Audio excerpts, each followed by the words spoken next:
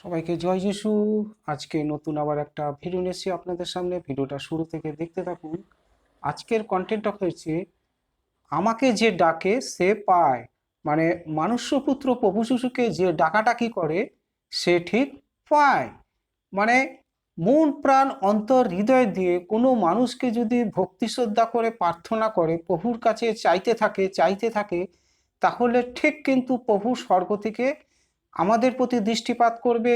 প্রভু মর্তলোক থেকে চিন্তা করবে এই পাপিষ্ঠ ব্যক্তিতে কোনোদিন তো আমাকে প্রভু প্রভু বলে ডাকতো না, এখন সে ব্যক্তি কে?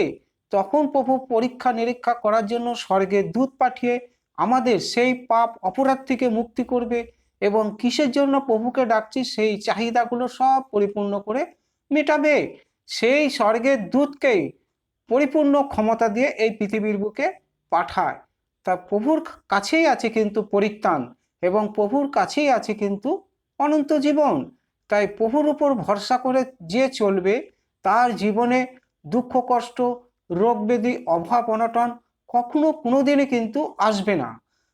আর যতই গভীর সংকটে বিপদে পড়ুক না কেন, প্রভু ঠিক আমাদেরকে রক্ষা করবেই করবে। তাই এখানে ঈশ্বর, সৃষ্টিকর্তা ঈশ্বর, যিনি বিশ্ব ব্রহ্মাণ্ড পৃথিবী সৃষ্টি করেছেন, ঈশ্বর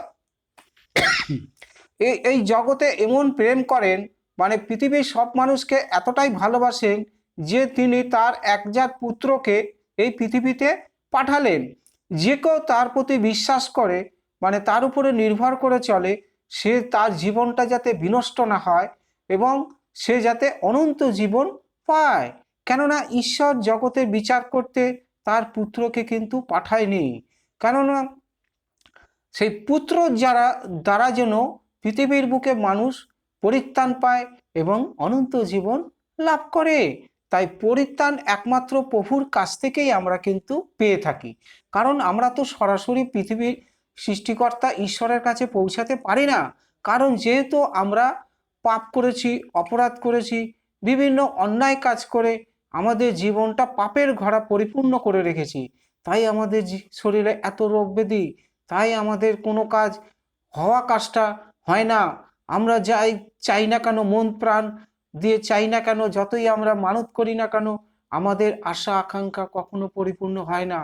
তাই প্রভুর কাছে কেউ যদি প্রার্থনার মাধ্যমে বা চাইতে থাকে, কেউ যদি প্রভুর কাছে মানত করে, সেই মানতের প্রার্থনা প্রভু কিন্তু সবার অগ্রে কানে পৌঁছায়। তখন কিন্তু সেই প্রভু আমাদের সমস্ত আমাদের জীবনের চাওয়া পাওয়া আশা আকাঙ্ক্ষা উদ্দীপনা সব কিছু কিন্তু পরিপূর্ণ করে দেয়। তাই প্রভু কহেন আমাকে যে অন্বেষণ করে সে পায়। তাই প্রভুর কাছে ডাকতে থাকো, ঠিক তুমি পাবে। আজ হোক কাল হোক পরশু হোক, প্রভু ঠিক আমাদের চাহিদা অনুযায়ী সমস্ত কাজ কিন্তু পরিপূর্ণ করে দেবেই দেবে। তাই প্রভুকে কখনো হেলায় দোলায় অবজ্ঞা ঘৃণা কখনো করতে নেই। আর প্রভুকে যে ছেড়ে দেবে তার জীবনে কিন্তু তাড়না আসবে। তখন অশুভ শক্তি শয়তান আমাদের জীবনটাকে বিভ্রান্ত করে নানা রকম হালাচালা, মানে কি রোগ ব্যাধি, গভীর সংকটে বিপদের মুখে আমাদেরকে ফেলে দেবে। কারণ ঈশ্বরের নাম নিলে, প্রভু যিশুর নাম নিলে কোনো অশুভ শক্তি শয়তান শুনতে পায় না, ভয় পায়। তাই তারা আমাদের কাছ থেকে অনেক দূরে সরে যায়।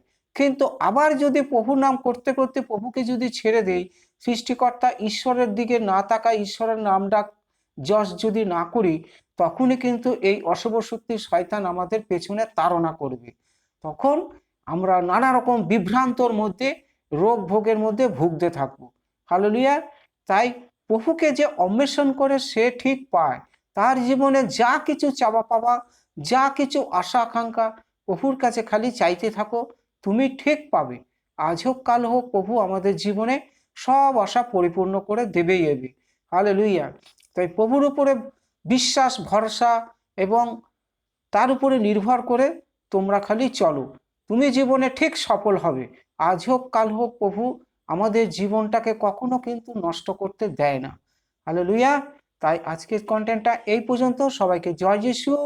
ভিডিওটা যদি একটু ভালো লাগে একটা সাবস্ক্রাইব দেবেন, আর এর থেকে ভালো ভালো ভিডিও সবার আগে আপনাদের কাছে পৌঁছাবে। আর প্রভুর কাছে মিনতি প্রার্থনা, আপনারা সদা সর্বদা ভালো থাকুন, সুস্থ থাকুন, আপনাদের জীবনে কোনো রোগ ব্যাধি সমস্ত দুষ্ট আত্মার থেকে প্রভু যেন আপনাদের পরিত্রাণ করে। সবাইকে জয় যিশু, আমেন।